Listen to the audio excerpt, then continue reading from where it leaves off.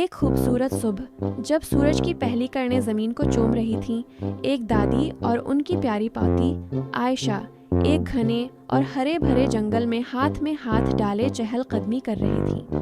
پرندوں کی چہچہاہٹ اور پتوں کی سرسراہٹ نے ماحول کو اور بھی دلکش بنا دیا تھا۔ دادی اپنی پوتی کو جنگل کے پھولوں اور درختوں کے بارے میں دلچسپ کہانیاں سنا رہی تھیں اور عائشہ بڑی حیرت سے ہر چیز کو دیکھ رہی تھی۔ وہ دونوں اس قدر باتوں میں مگن تھے کہ انہیں احساس ہی نہیں ہوا کہ وہ جانے پہچانے راستے سے بھٹک کر کسی انجان پگڈنڈی پر نکل آئے ہیں۔ چلتے چلتے وہ ایک ایسی جگہ پہنچے جو کسی خواب کی طرح لگ رہی تھی۔ یہ جنگل کا ایک خفیہ گوشہ تھا جہاں ہر چیز ہلکی ہلکی روشنی سے چمک رہی تھی۔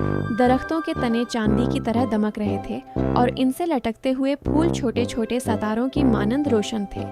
زمین پر اگی ہوئی گھاس بھی نرم نیلی روشنی خارج کر رہی تھی اور ایک چھوٹی سی ندی بہہ رہی تھی جس کا پانی قزح کے رنگوں کی طرح چمک رہا تھا۔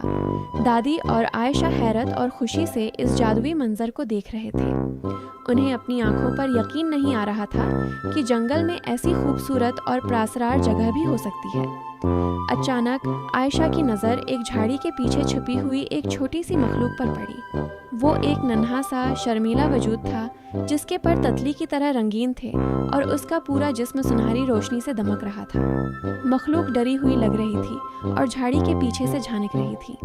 عائشہ نے اپنی دادی کا ہاتھ چھوڑا اور بہت آہستگی سے اس کی طرف قدم بڑھائے۔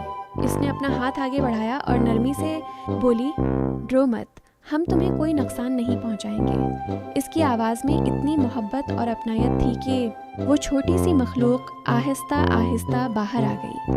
اس چمکتی ہوئی مخلوق نے اشاروں سے انہیں اپنے پیچھے آنے کو کہا۔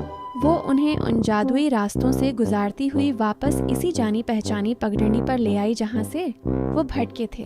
دادی اور عائشہ نے اس کا شکریہ ادا کیا۔ عائشہ نے اسے الوداع کہتے ہوئے ہاتھ ہلایا اور وہ ننھی مخلوق ایک سنہری روشنی میں تبدیل ہو کر درختوں میں غائب ہو گئی۔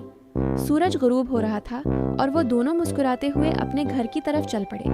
یہ ایک ایسا دن تھا جسے وہ کبھی نہیں بھول سکتے تھے، ایک ایسا راز جو ہمیشہ ان کے دلوں میں محفوظ رہے گا۔